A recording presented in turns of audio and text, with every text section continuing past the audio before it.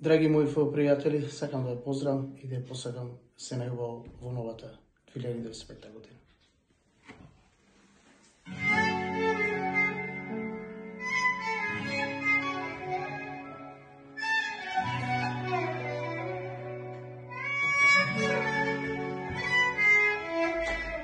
Нико не сена у животу да поклони ту лепоту, таку љубав и топлину као отац сину. Такву љубав и топлину као отац сину.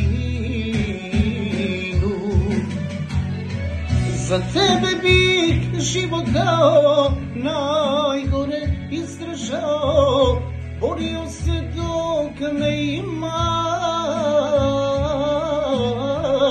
За мој понос мога сина, да те само среќа прати, срце чути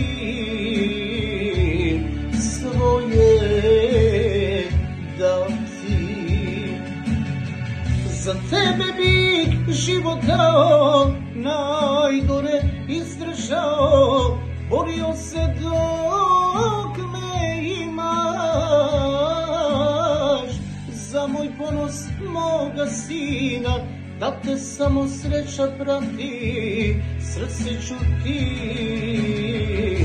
своје да ти.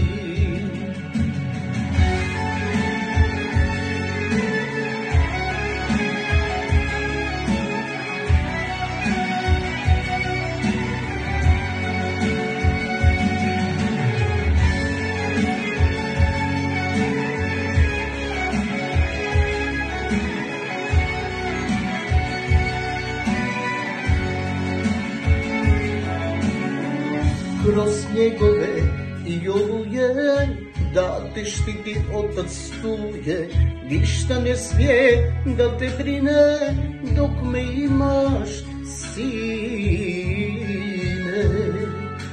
Ništa ne smije da te brine dok me imaš, sine. Za tebe bih život dao, naјгоре издржао, борио се док ме имаш. За мој понос мога сина, да те само среќа прати, срце чути своје да ти.